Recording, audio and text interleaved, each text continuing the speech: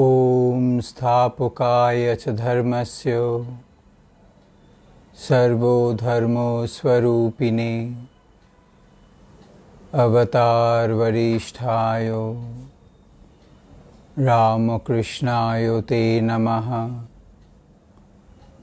Om Namah Shri Bhagavate Ramakrishnayo Namo Namaha. Om Namah Shri Bhagavate Ramakrishnayo Namo Namaha.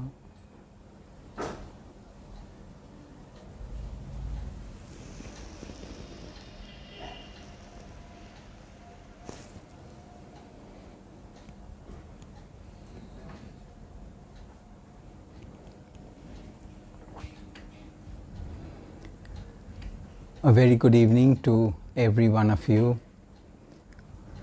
I pay my pranams at the feet of Thakur Ma and Swamiji, at the feet of our revered Acharya Maharaj, Pandit Ji, at the feet of our revered President Maharaj and Vice President Maharaj, Somu Maharaj, and my respects to all my brother monks, brahmachari monks,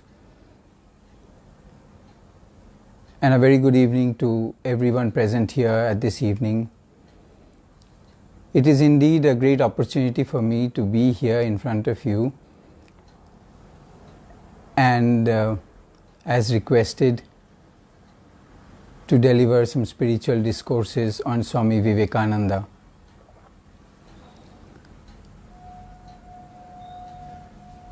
It is not very easy to speak anything about Swami Vivekananda, and it is all the more not easy to understand him. Swamiji's life, Swamiji's being was so simple, so charismatic, but yet to get something from it, you need some of your own beings. That love, that respect, what we have for Swamiji, if that love intensifies and if our thought process carries on and on, I think it is only at that time that we can get anything out of his life. Otherwise we will listen, we will hear his messages, but we will not understand him. Understanding Swami Vivekananda is the most important. To begin with, I think it would be very apt to begin with the saying of Sri Sri Sarada Devi,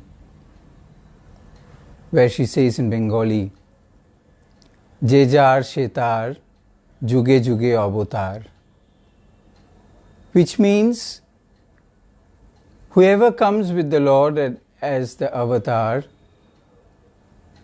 whoever are his disciples at that time, whose mentality matches with the avatar,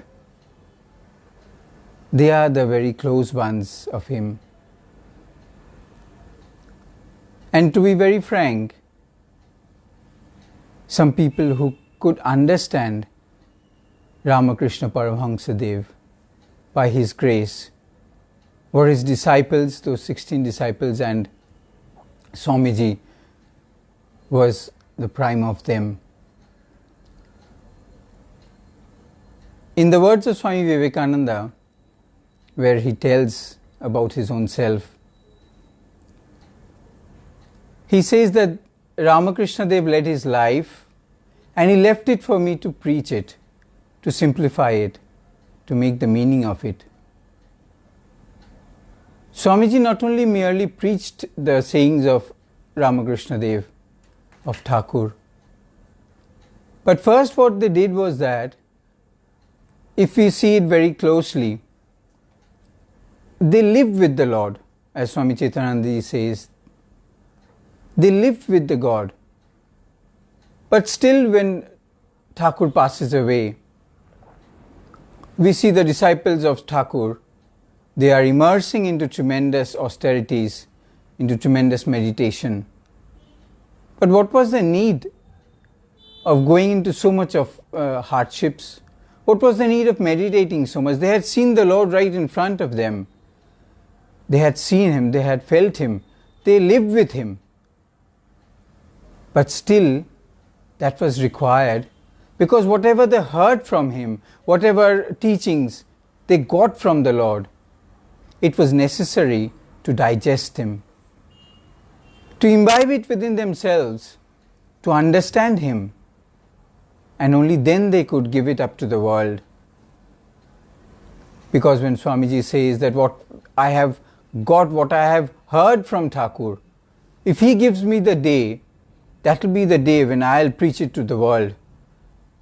I'll burst upon the world and spread the message of Ramakrishna Dev, if the Lord gives me the day. Now, to be very analytical, we will see at every step Swamiji has given himself up to the feet of the Lord.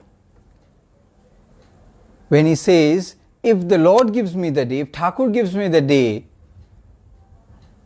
I will surely tell the world.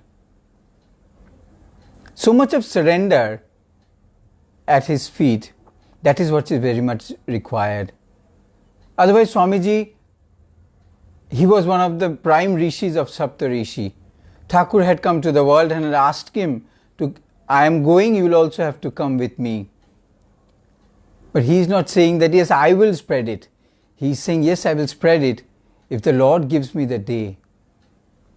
So much of surrender.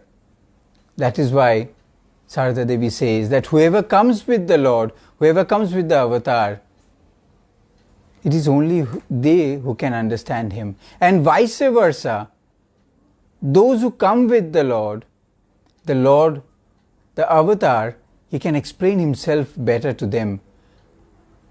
It is they who can understand the avatar, not as much as any other one who could come.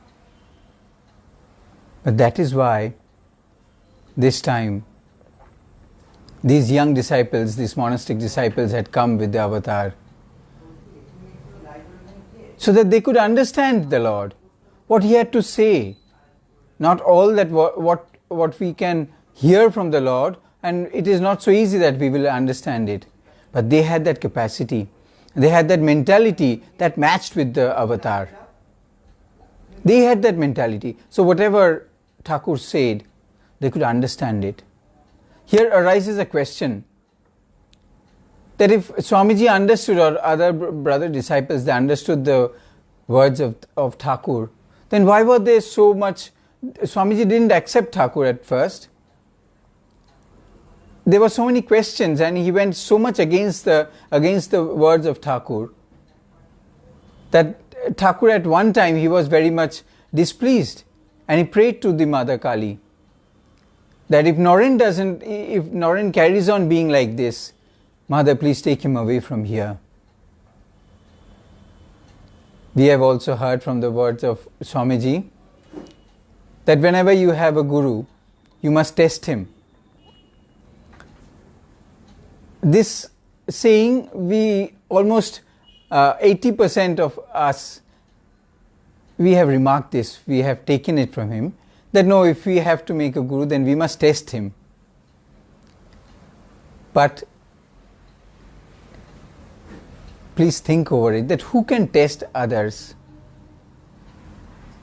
Can a student test his teacher? No. When Sri Sri Maa said that I have come to this sansar to help you in your spiritual life, when Swamiji says that you must test a Gurudev, when Swamiji put so much of questions and so much of his thoughts to clarify them at the feet of the Lord, why was that needed? It was only because whatever things were within himself, he wanted to dissect them, give it up to him, get his answers, understand him, and make these questions. Actually, these questions were to come to him from the world afterwards, after the passing away of Thakur. And those clarifications, those questions put to him, they were merely for the world to understand him much better. Because it is very easy, if a believer, one who believes in the Lord, if he follows the Lord step by step, people will see him that yes, he was a believer, he was an ardent follower of the Lord, and he has left a pious life. That was okay. But if someone sees that yes, Swamiji had put Thakur so many questions, so many tests, testing me even till his last end, when Thakur says that even at this end, do you not rely on me? Don't you believe that who had come as Krishna, who has come as Rama, in this Kali Yuga, they are both united within Ramakrishna.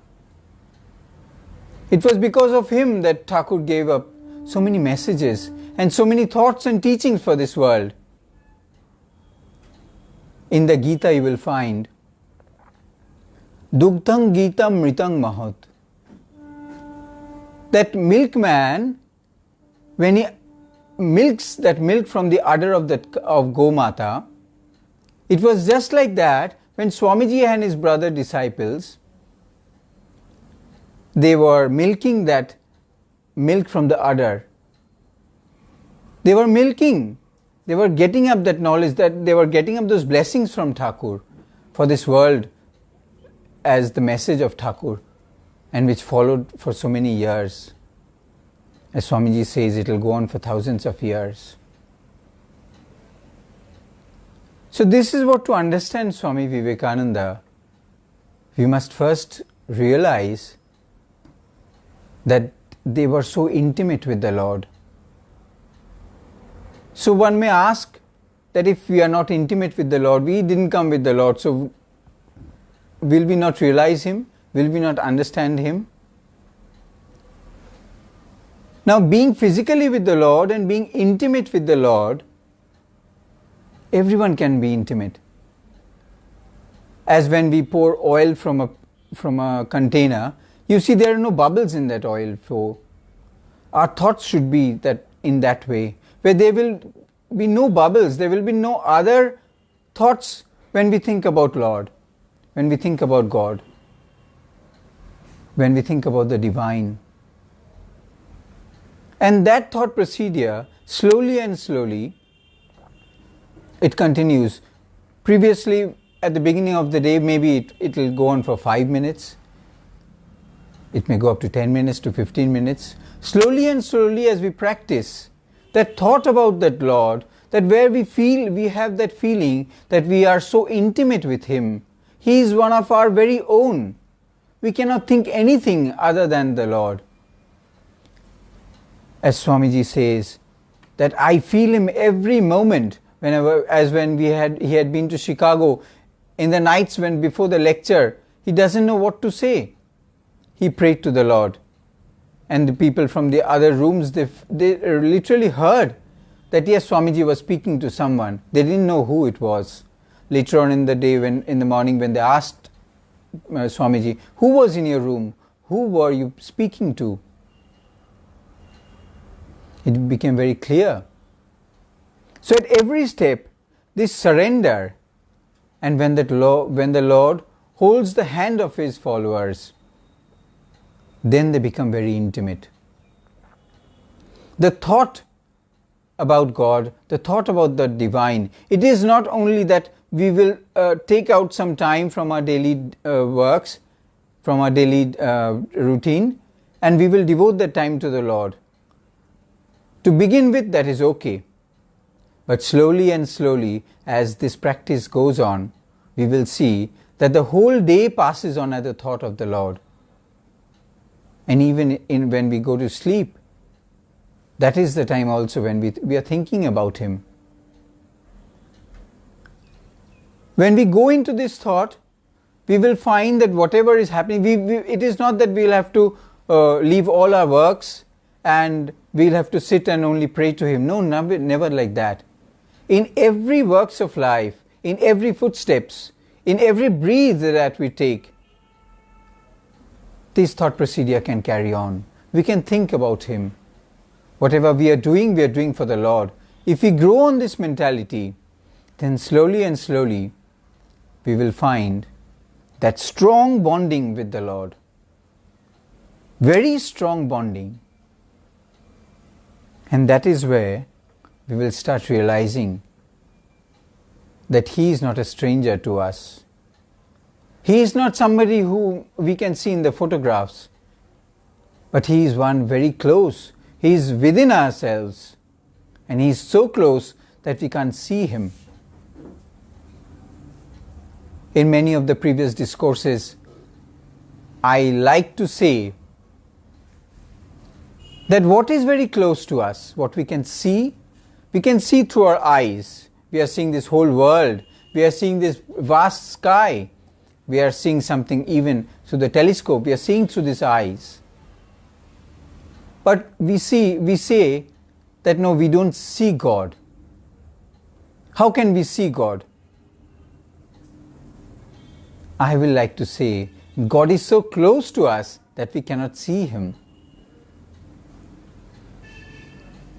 If you ask me that, why do you say so? I will give you a very small example. Whatever is very close, whatever is very closest to us, we don't see it. If you want to try, think for yourself.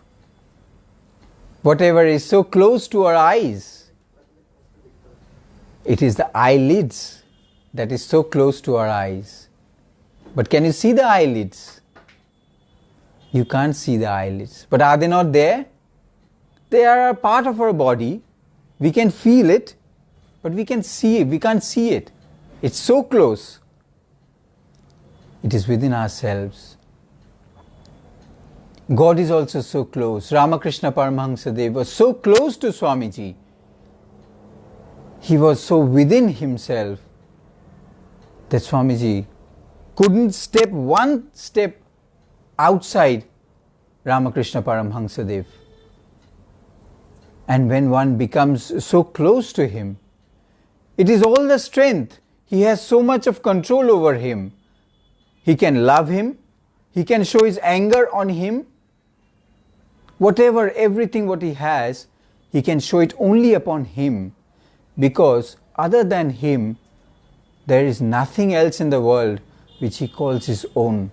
It is only the Lord. Many a times, everyone knows that everyone is very quarrelsome. We fight with each other, we quarrel with each other, and this is nothing very secret. It is an open secret. Even Swamiji and his brother disciples used to quarrel. Swamiji even used to hit some of his disciples. But was that out of anger? That was out of love. Because other than them, there was no one for Swami Vivekananda. It was all his brother disciples. It is only on who is so close to us, we can show our everything, our control, our anger, our love, our respect, and everything. We will say so boldly that yes, this is the person on whom we can do everything, because he is our own. He is the only one our own. So next time when you see that next time when any person sees that you are fighting with him, you are quarreling with him, or you are showing your anger, you are bursting out your anger on him or her, make her feel or make him feel that since he or she is so close to you, it is because of that you are doing this to him or her. That anger is not of revenge. It is nothing so bad upon it. That anger comes from that love, that which comes right from within, which we have seen in the lives of Thakur and Swamiji and the brother disciples and Thakur, Sri Sri Maa, Thakur and all his disciples. Even Girish Chandra Ghosh was to burst out upon Thakur. He had so much of control over him. Why was that? because he could understand what Thakur wanted, what he said. He could feel it. He knew that yes, this is what I am doing is on the blessings of Thakur. It is he that wants it. So much of surrender. So much of surrender and love.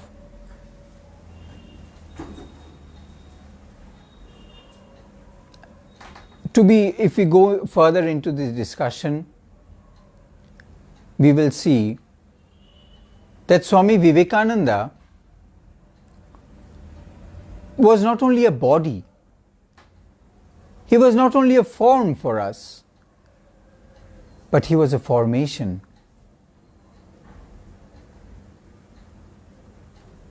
He was somebody from where we cannot separate his soul from that. As he points out, as Swamiji points out, that in the West, the Western languages, they declare that a man is a body that has a soul. A man is a body that has a soul.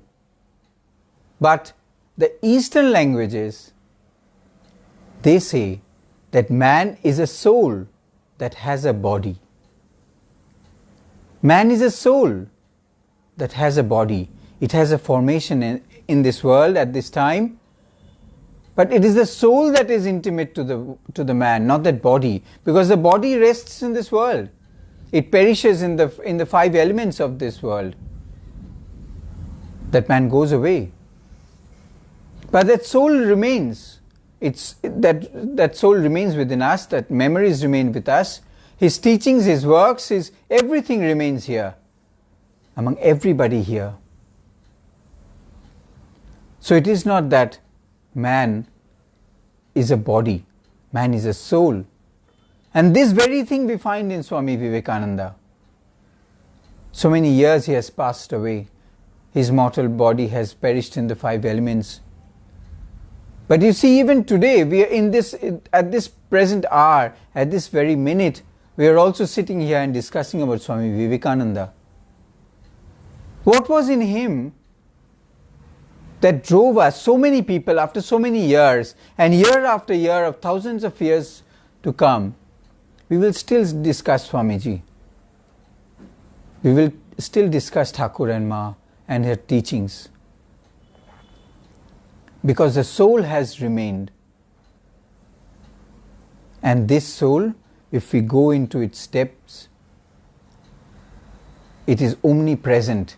It is present in everything within us, around ourselves. This soul is what matters. For example, if we take, for instance, this fan or an AC, it has a body, it has a form, it has a formation. But what is that which is stirring this fan or this AC? It is the current. As a body, we can say it is Swami Vivekananda. But the force, or the current within him, that is making him, that soul, that is making him Swami Vivekananda for us. If that fan lays by, without even operating, without even moving, if that AC, it is hung up in the walls, still we will call it an AC. Still we will call it a fan. But as soon as that current passes to that machine, it starts operating. It starts its function. Still that it was an inert object. As soon as it starts moving, it has that life. What it does, it pacifies us.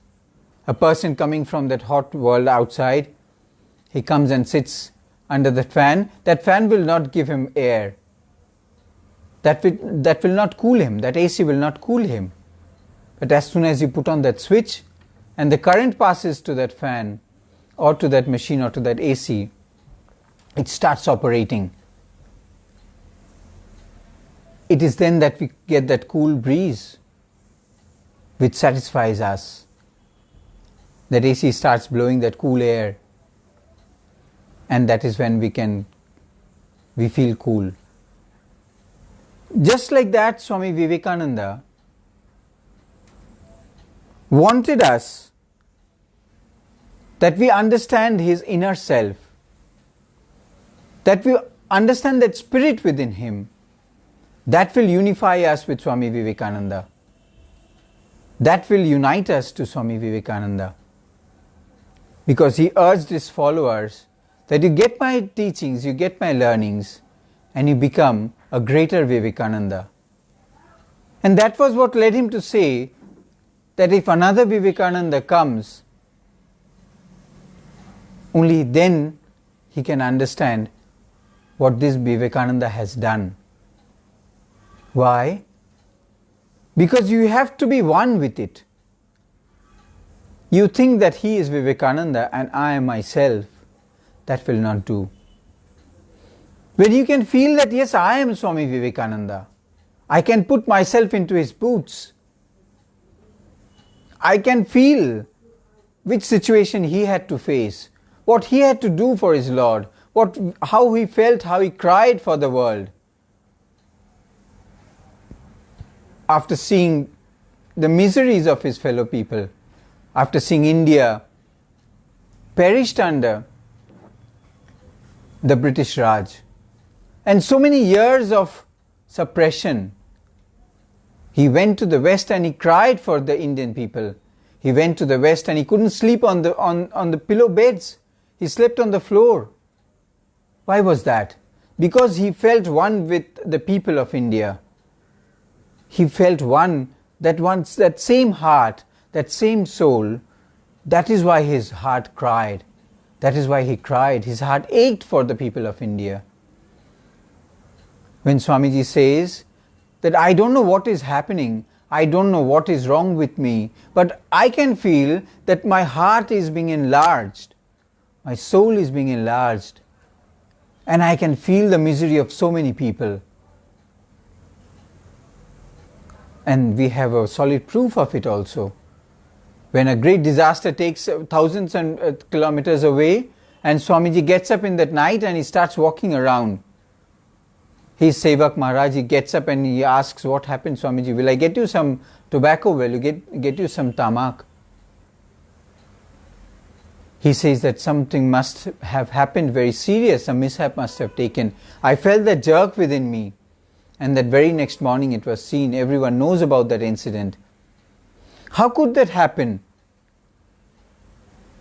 There is a very common question that how can we see God? What will happen if we see God? Sri Sri Maa says very well that we will not have two horns when we see God, but what will happen? We will feel that within ourselves. We will see our soul. It has elaborated. It has attained that vastness.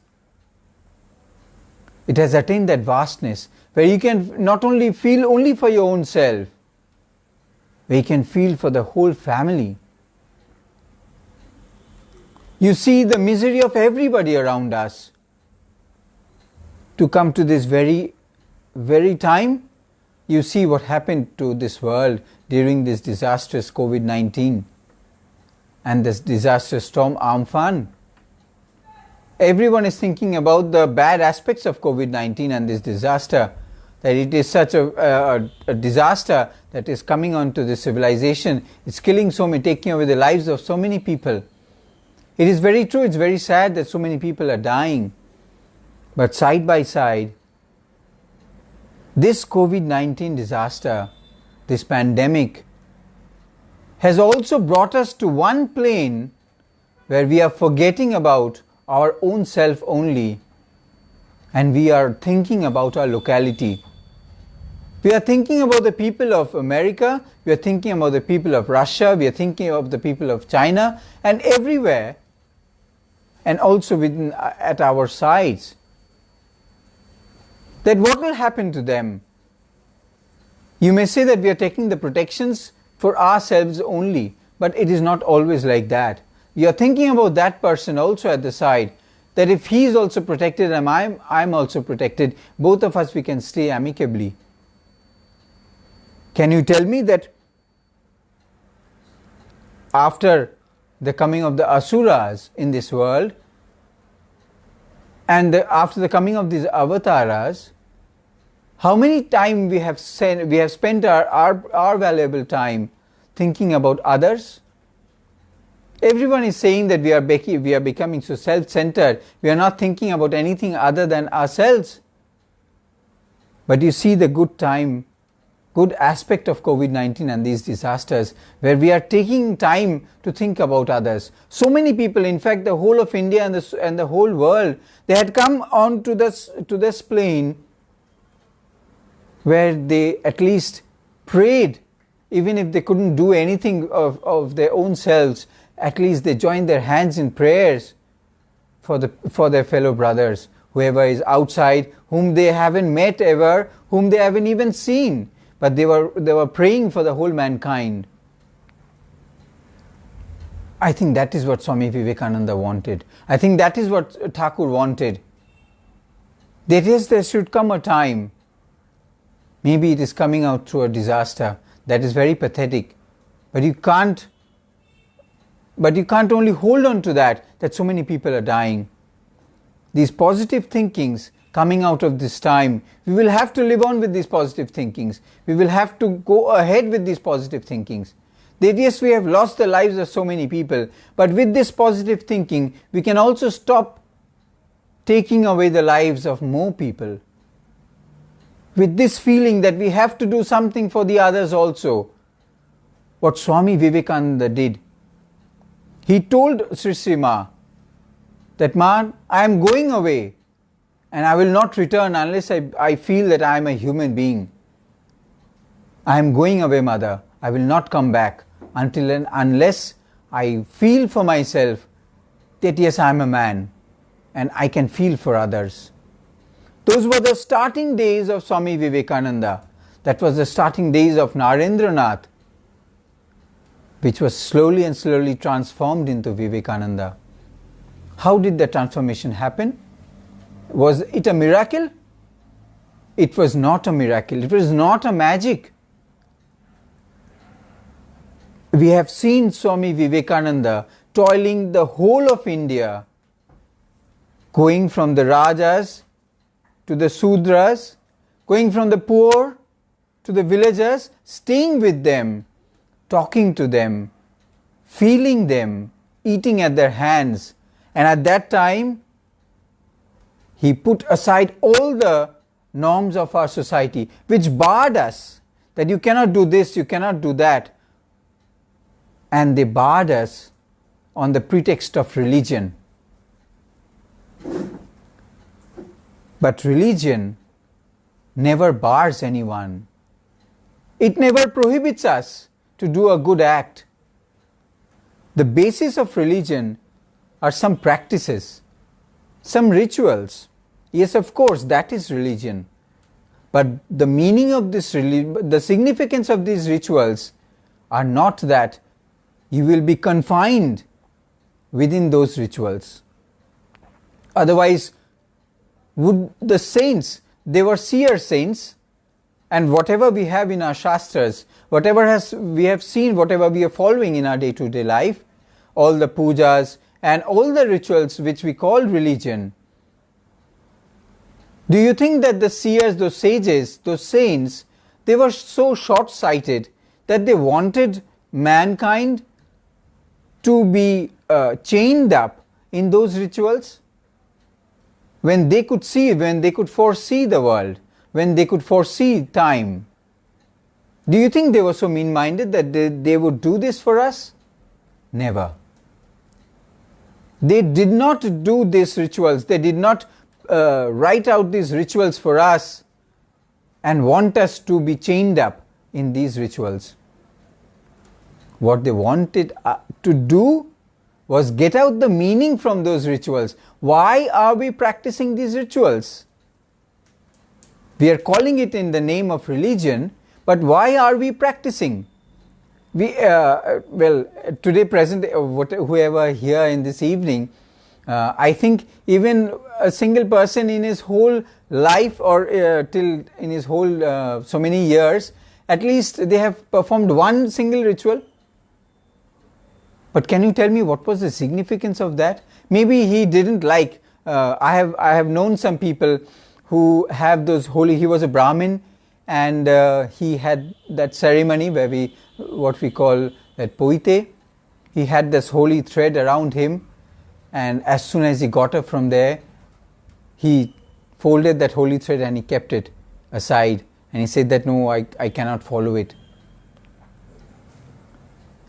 I think at that time there was not a single person around him who could tell him that what you are doing is you are doing it because you don't know. You are thinking that holy thread is binding you into religion, but that holy thread doesn't have that intention of binding you into religion.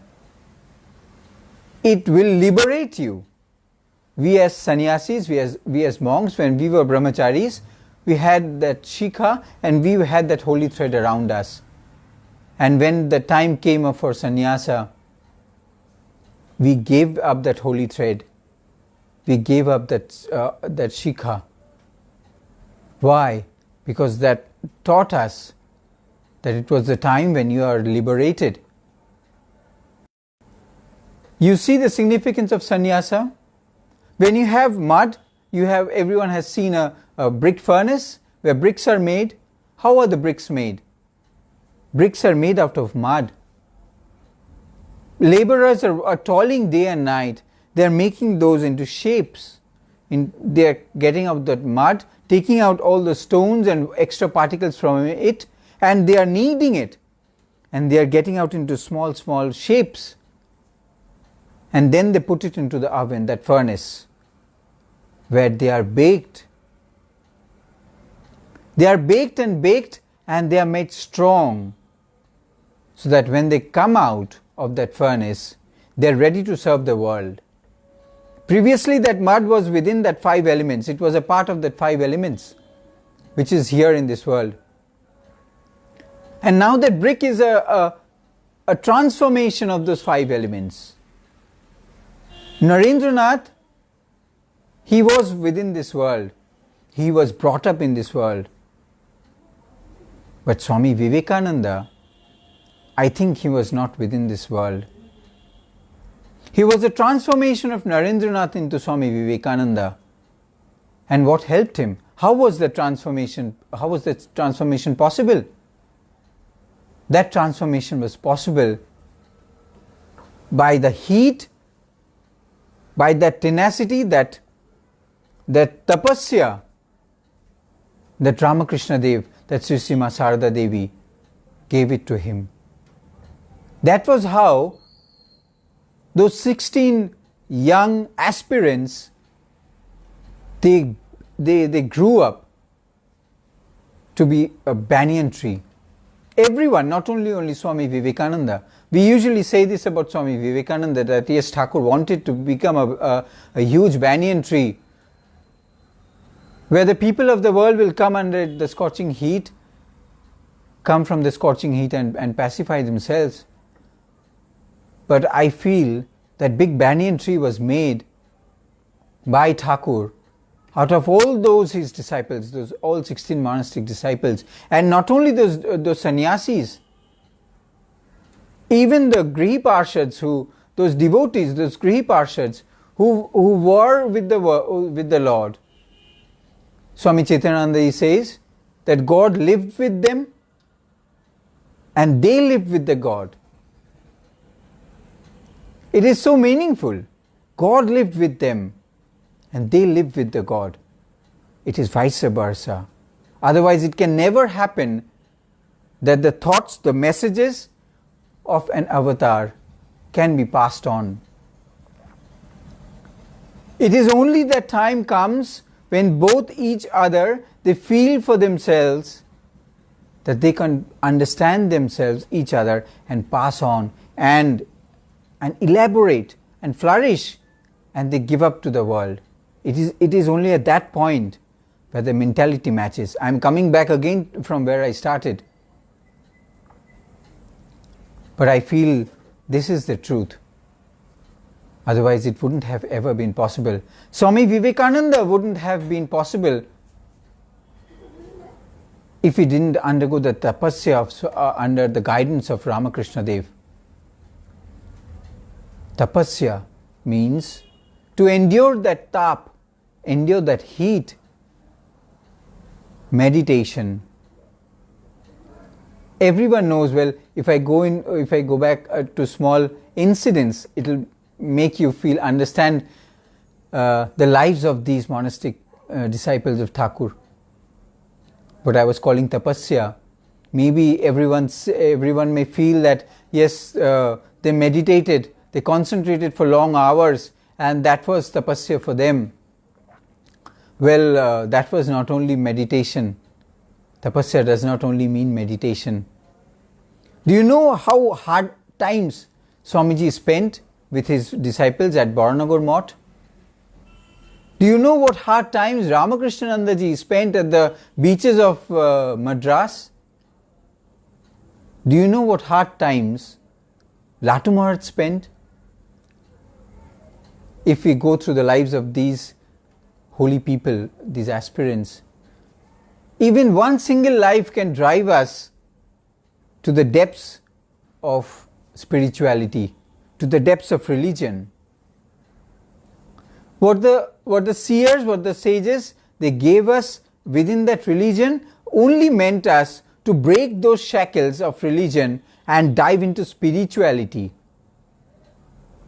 What Swami Vivekananda performed, what his brother disciples performed at Baranagar Mott, those austerities, they were only to break up those shackles and show the world that yes, religion doesn't only mean performing some rituals.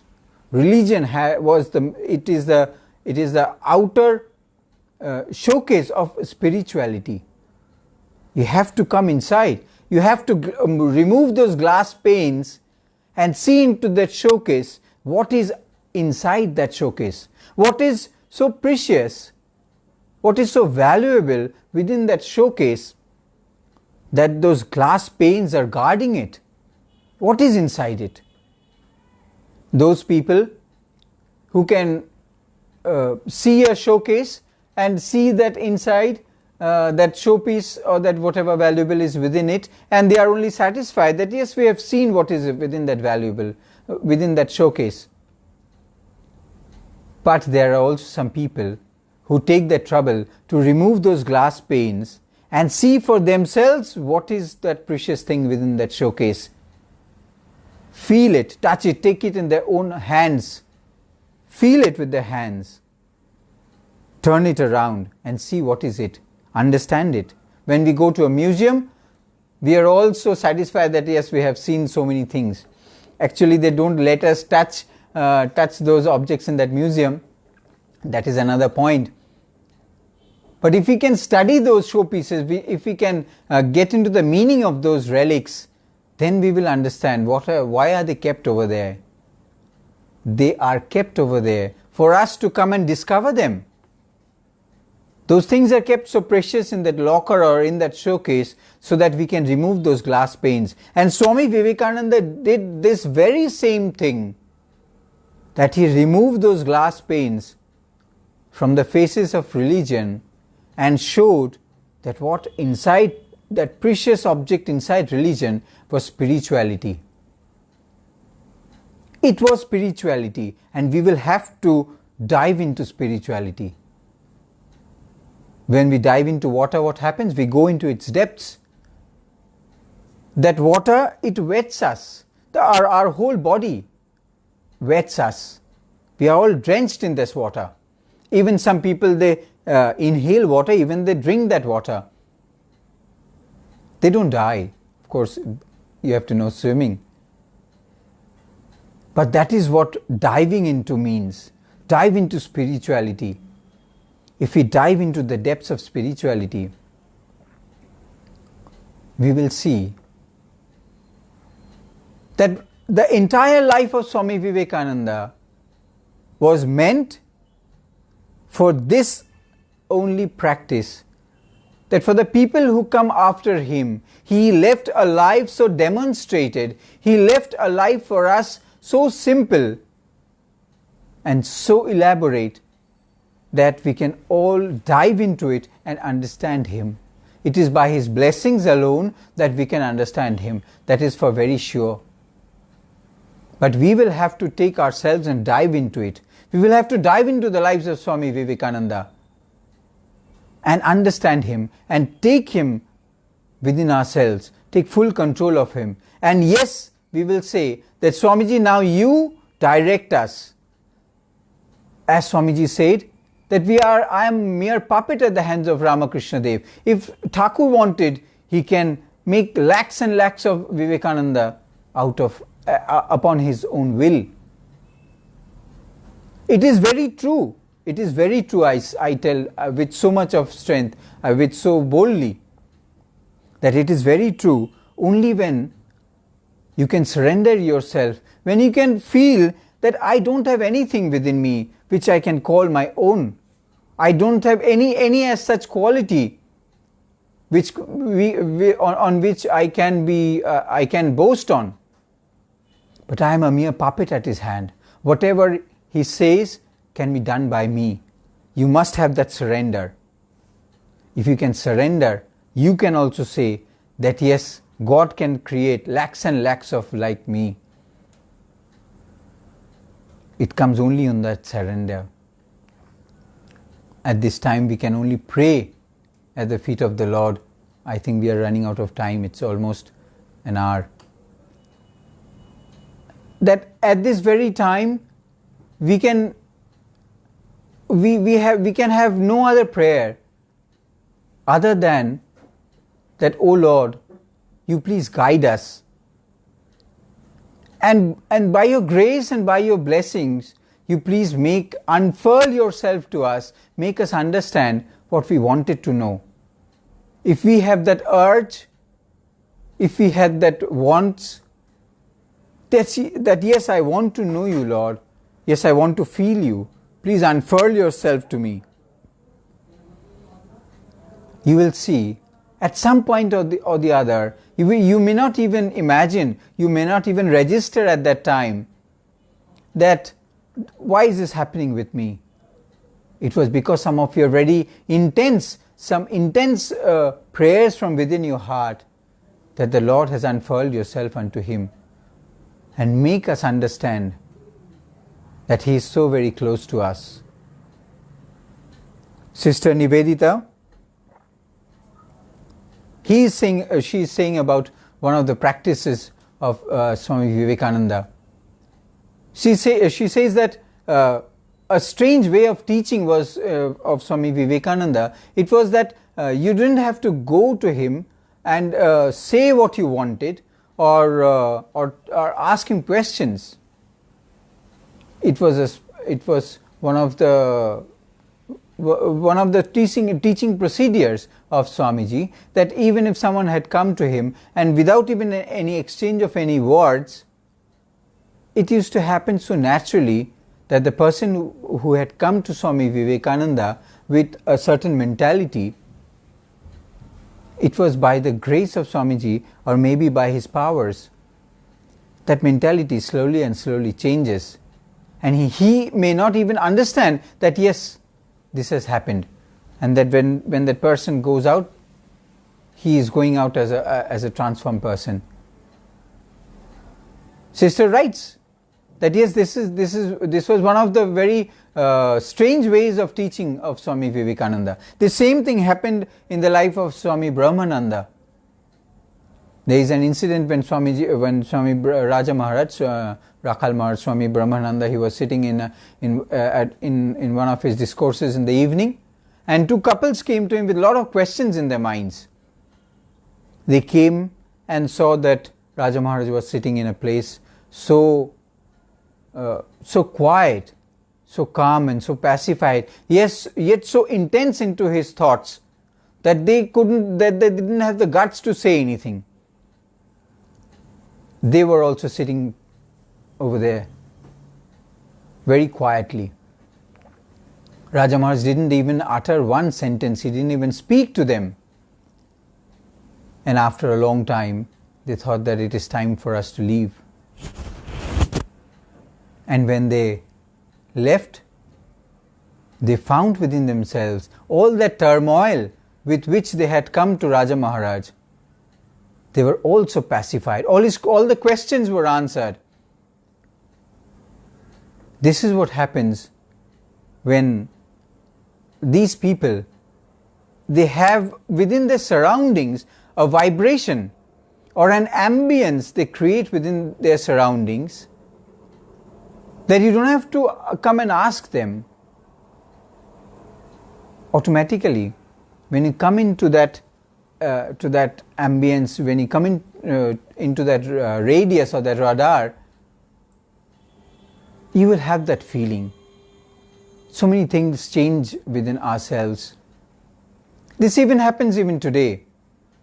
In fact, I will say that there were so many people who came in the close vicinity of Swami Vivekananda, but you will see that it is not with everyone that same thing has happened, because at one point we find that Swamiji is saying that I don't think that I have done anything, because even by looking at people I cannot transform them. Why does Swamiji say this? That means that it is not all people that come into close vicinity with the Lord, they will always be transformed. You have to keep in mind one thing. You must have that earnest feeling, that urge from within yourself, that urge for transformation. The more intense, the better it is for you. A very intense, a very close bonding with God. That is what is much required. That has to be there. Otherwise, you will not feel it. You will not get that happiness out of religion. You will not get that happiness out of spirituality. That strong bonding with the Lord. That whatever you do right. Whatever you do, you're wrong. Whatever you do, okay. It is not that every person is perfect. You may take wrong steps. You may do wrong deeds. But my dear, I won't call you friends, my dear devotees who are present here, I will say that if you have that intense feeling with them, if you have that urge from within yourself, your question will surely be answered. But keep in mind one thing, your question may be answered, but you will have to prepare yourself, you will have to prepare your mentality so that you can understand that answer. I have heard this from Boro Maharaj, that it was an incident with Dada's President Maharaj, the 12th President Maharaj, Swami Bhuteshanandaji Maharaj, that a devotee had come to him and asked for his blessings and asked for his blessings that, Maharaj, please bless me so that I can see God. And Maharaj blessed her that yes, you will see God.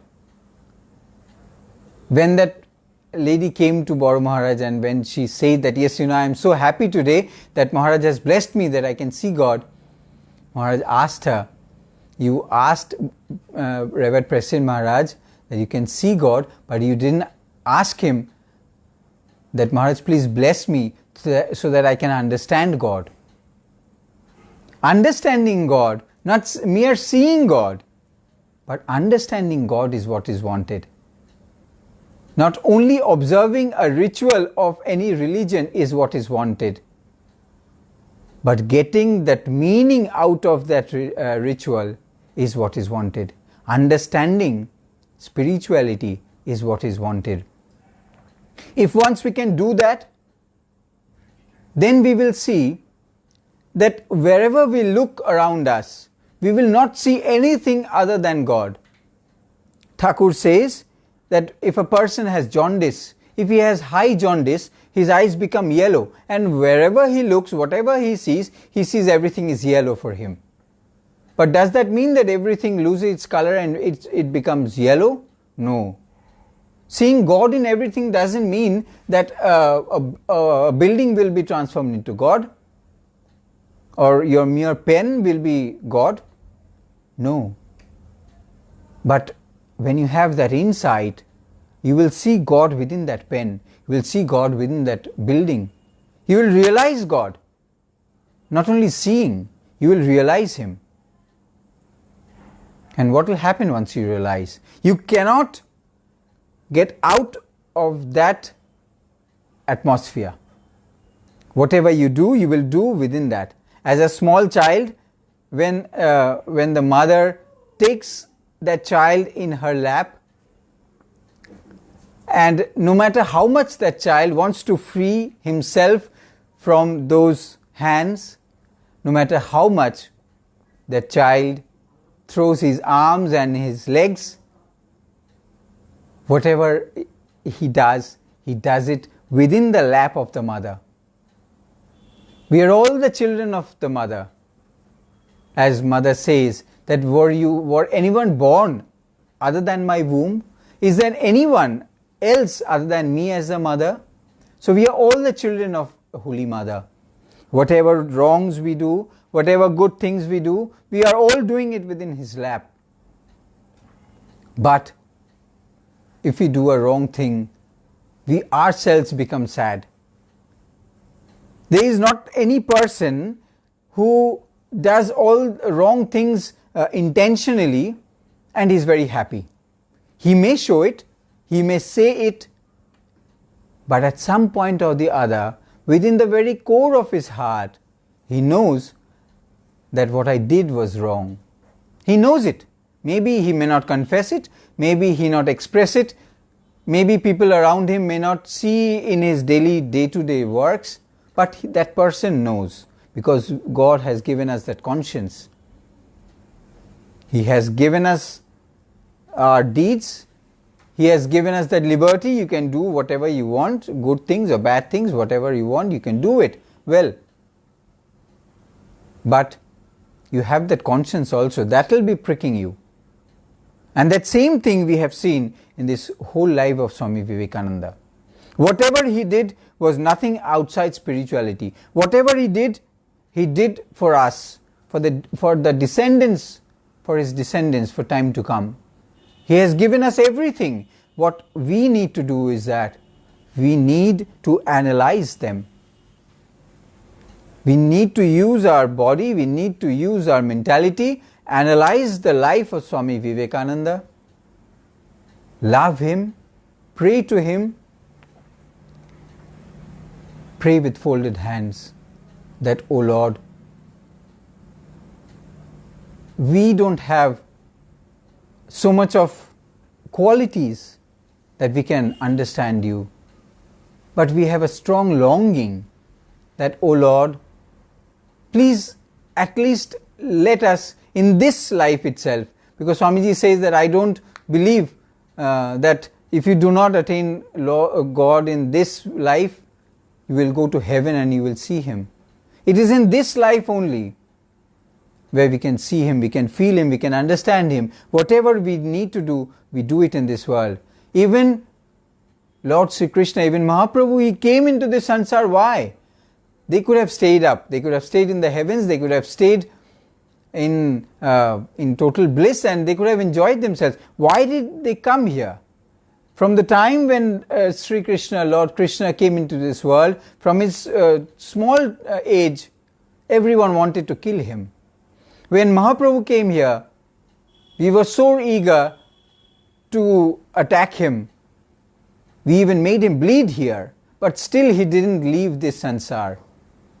He didn't set aside everybody, those who hit him, that no, you inflicted pain on me, I will not talk to you. I will not preach to you. I will not pass on the message of the Lord. Jesus Christ, we even crucified Him. He took so much of pain for us. But still, they did not stop praying for us. Jesus Christ prayed to the Lord that, "O Father, please forgive them. They do not know what they are doing. Please forgive them. They are small children. You see, the same thing is happening in the life of Swami Vivekananda. It was not that everyone loved Swamiji. It was not that everyone obeyed Swami Vivekananda. It was not everyone that did whatever Swamiji said. Did this not pain him? At so many points we have seen that Swamiji went away from the monastery. He said that, no, I will not live with you. His fellow brothers, he said that, no, I will not live with you. You have become so worst, I will not live with you. He's going away, leaving them. But again he's coming back. He could have stayed in Nirvikalpa Samadhi, because he had attained that stage. He had felt that nectar of Nirvikalpa Samadhi. Why did he bleed for us? What was the need that Swamiji took so much of pain? His health deteriorated. He had so many diseases within himself, but till the very last day even, he was thinking about his descendants. He is telling Baburam Maharaj that at this place there will be a university. This way the monastery will run. This is what Baburamda you must do. Why? Because he wanted that we could also feel that nectar. He had felt it, his brothers had felt it, but what about their children? What about his sons? We also want to feel that nectar, that bliss, and that can only be done with our homework and the blessings of the Lord. And as our homework, we must make ourselves ready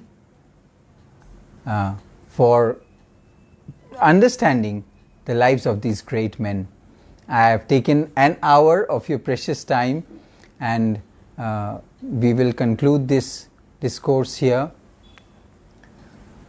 I pray to the Lord for the well-being of all at this such a critical juncture, at this such a critical time when we are all so worried and we don't know what to do.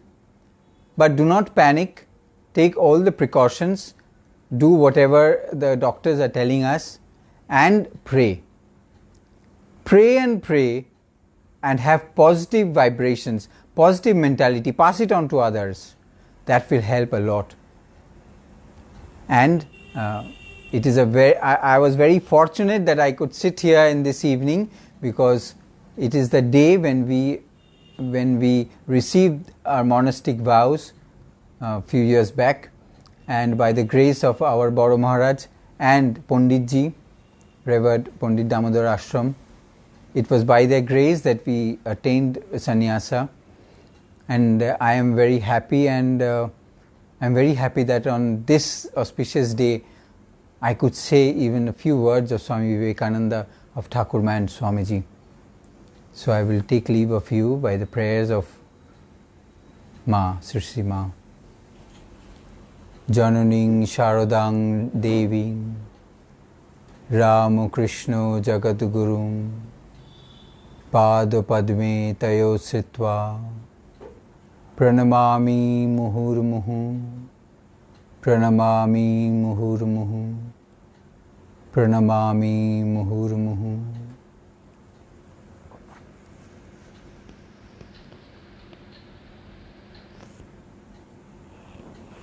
Jai